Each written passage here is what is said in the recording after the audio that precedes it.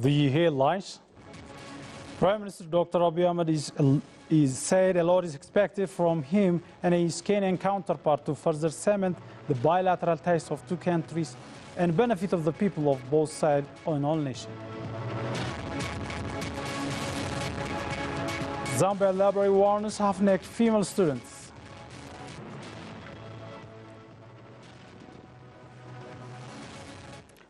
Hello to you all, this is Oromia Broadcasting Network News, and I'm Thomas Kamlato. Those were the headlines. Now news in detail. Prime Minister Dr. Abiy Ahmed said a lot is expected from him and his Kenyan counterpart to further strengthen the bilateral ties of the two countries and the benefit of the people of both sides in all directions. The Premier has held discussion with Kenyan counterpart in all directions. We have more from Akalu Bakala's report.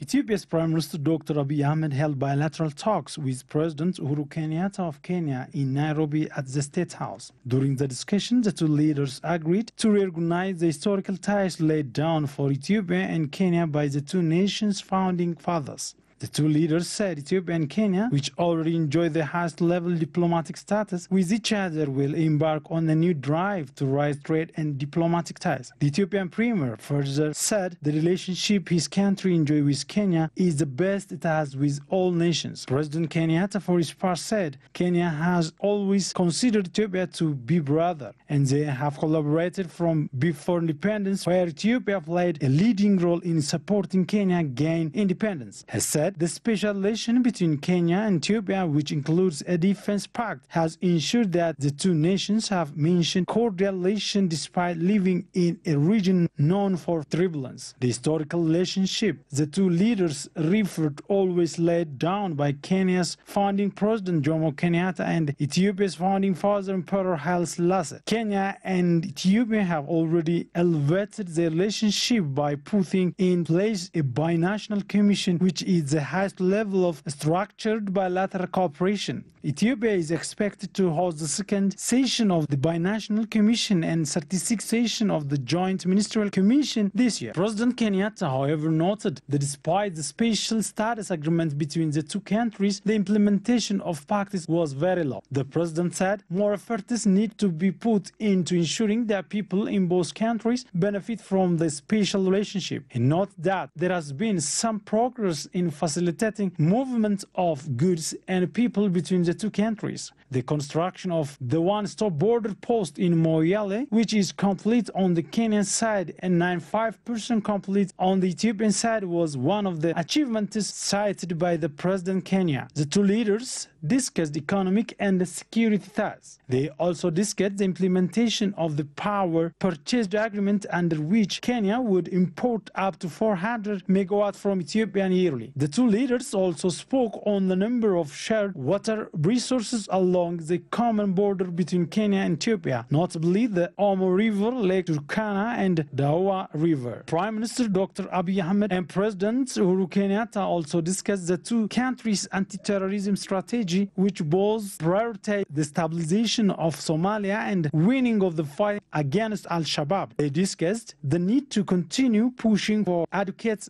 predictable, sustainable funding for AMISOM forces from the United Nations Assistance Contribution. Prime Minister Dr. Abiy's request for the release of Ethiopian jailed in Kenya prison for various reasons was accepted by President Kenyatta.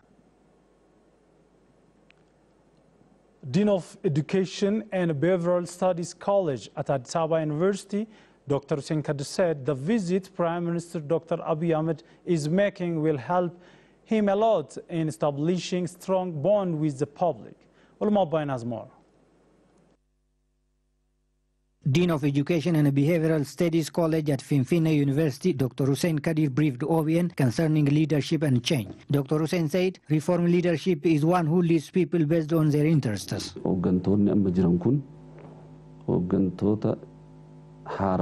The current leaders are new leaders. They have turned around the previous situations. This means they have started listening to the demand of the public. Dr. Hussein noted that new leadership should have commitment and be ready to change themselves in line of the new situation, adding they have to identify the capacity of their co-workers. influenceable. Leadership means influencing the others, showing directions, forecasting the future, and who can predict things beyond sight. In short, leadership is creating many followers. If not, there is a problem. Dr. Hussein underlined that fear, lack of skills and commitment are still problems of some leaders. He added, cleaning obstructions of good governance has paramount role in succeeding political and socio-economic changes. He also appreciated the visits that have been made by new Prime Minister of the country, adding the visit has great importance in strengthening the relation of government and citizens. In my opinion, the visit has no problem. Rather, is strengthening the relations between government and the people. If it is possible, it is good to discuss with people up to grassroots levels and even sharing their lifestyle.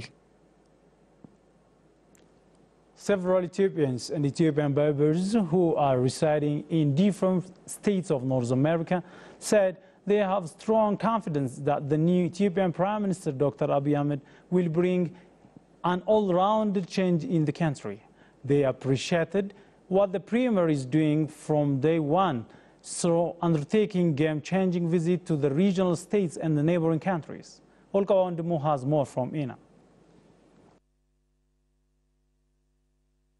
ከንግግራቸው ውስጥ በጣም የመሰጠኝና በጣም ማደንቀው ነው የማምንበትም From Prime Minister Dr. Abiy's speech, what I totally agreed with is the issue of unity. He always does like to miss the issue of unity from his speech, because when we have unity and become one, we can do everything for our country. I really appreciate his speech and attitude regarding developing the country. So all citizens of the country should stand by the side of this leader, she said. Starting from his first day as Prime Minister, Dr. Abiy is working with maximum effort in changing the country's profile in all angles. Especially when I look at competing parties, there are a huge difference. Most of Ethiopians are glad by this new leader. Hopefully, we can realize development in the history of the country. The PM is so young. I hope many youth of the country will get motivation from him. As a country, we have to give much concentration for youth, because they have power and energy in changing this country. What I have got from his speech is he truly wants to serve the public rather than his power. I think all citizens of Ethiopia should stand by the side of him and get engaged with development in all angles. Frankly speaking, I'm really happy by this man and his strategies. Frankly speaking, I'm really happy by this man and his strategies. Especially, the issue of diaspora is amazing. Ethiopians are not only those who are living in Ethiopia. We all should participate in our country's development. EU Ambassador to Ethiopia, Johan Bordiston, said he supported the promise that the new Ethiopian Prime Minister, Dr. Abiy Ahmed, made for the Ethiopian people. EU Foundation Day has been marked in Finfinne city. Naum Sarmas reports.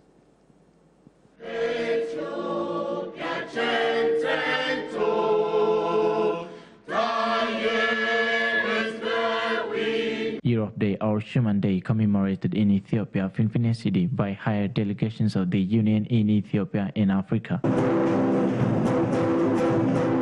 Ambassador of the European Union to Ethiopia, Ambassador Johan Bordiston, remarked that Ethiopia is a key strategic partner for the European Union in the Horn of Africa region. He promised to accelerate the Union's support of governance reform in Ethiopia. We, the European Union, welcome the clear pledges by Prime Minister Dr. Abiy Ahmed to promote democratic reforms, to promote the rule of law, to promote human rights, as well as his invitation to the Ethiopian opposition to engage with the Ethiopian government. The European Union continues to strongly support governance reform in Ethiopia through engaging with government as well as with civil society and all other relevant stakeholders in Ethiopian society. Ambassador Johan Bordstam said that the European Union supports economic reforms, investments, and private sector development, both through its development cooperation as well as through its business diplomacy. On the other hand, head of the delegation of the European Union to Africa Union, Ambassador Ranieri Sabatucci, disclosed that the relationship between European Union and Africa Union is at its strongest. He added that the two commissions in their role of the engines of the two unions will be able to agree on a number of actions that will further reinforce partnership. We will agree on ways to further support the African Union in promoting peace, security in Africa. We will discuss how we can significantly increase investment in the continent and how we can promote employment and better manage migration, for the benefit of both Europeans and Africans. Among the European Union member states, ambassadors participated on the Europe Day or Schuman Day. Greece ambassador to Ethiopia, Ambassador Nikolaos C.H. Patsakias, briefed OBN on his readiness toward supporting Ethiopia's prosperity and unity. Your new Prime Minister is a new hope for you. It is something we greeted from the very first moment. We were among the first ones to greet him and send our congratulations, because he represents hope for the people of Ethiopia. Ethiopians, they are rich in their diversity, so Ethiopia should stay united together and exploit in a good way, take advantage of all the qualities of the diversities you have. I'm sure we are ready to cooperate with him. Our government and our people are ready to cooperate with you.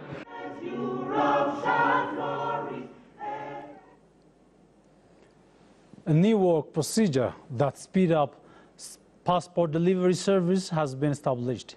Ethiopian Immigration and Nationality Affairs, together with the Commercial Bank of Ethiopia, have briefed media on the new work procedure.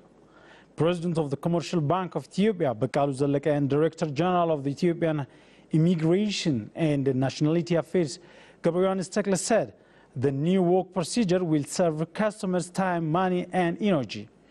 Pilot test of the new work procedure was initially carried out in 3 branches of the Commercial Banks of Ethiopia in Finfinne City, and later it's expanded to 30 branches of the bank. The new work procedures that speed up passport insurance service will start in major towns of the regional states very soon. Dalalamboro reported.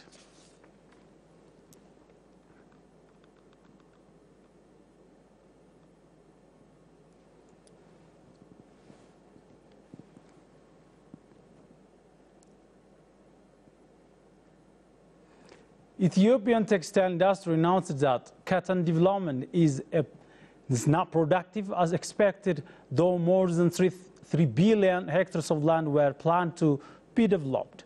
The institution held discussion forum at Hawass town. Oluma Boyana has more from Ina. Director General of Ethiopian Sustainable Cotton Development, Sileshi Lema, said only 135,000 hectares of farmland were developed by cotton farms. Sileshi added, roadmap has been designing to minimize the problems that have been seen in the sector so far. He underscores that Ethiopia is hospitable to produce inputs for cotton industries. We do have large farmlands which are not well developed, but the sector needs further development. Currently, there are many textile industries. Their imports have been imported even till now. Therefore, we need to enhance cotton development in this regard. Director of Ethiopian Sustainable Cotton Development Institute Directorate, Samson Asafa, for his part, said the country hasn't produced as much as expected from cotton development in the past 25 years. He added, focus should now be given for the sector more than any other time. In 2025, we have planned to develop more than 1 million hectares of land which are on the hands of some investors and our farmers. To do so, financial supports are highly needed. State Minister of Industry Bogala Fadleka also said many industrial parks were built since focuses were given to textile. He underlined the government has been striving to enhance the product and productivity of cotton development. We have to produce cotton beyond our country's need to make it as one of the strategic export commodities. To do this, we need to encourage farmers and support them in many ways.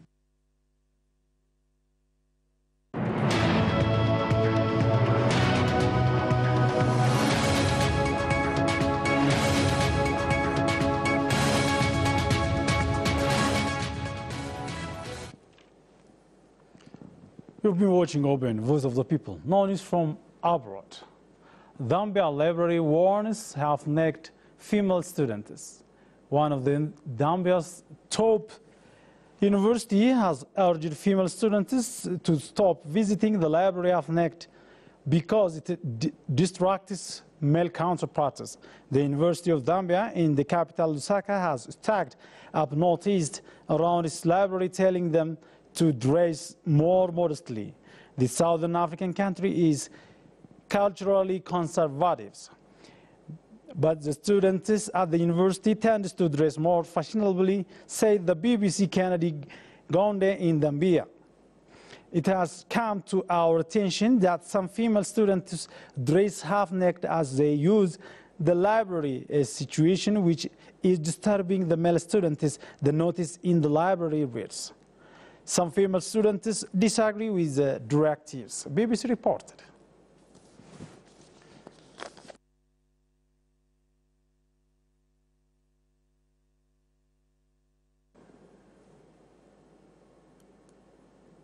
Thank you so much for joining us. That's all for now. Enjoy again.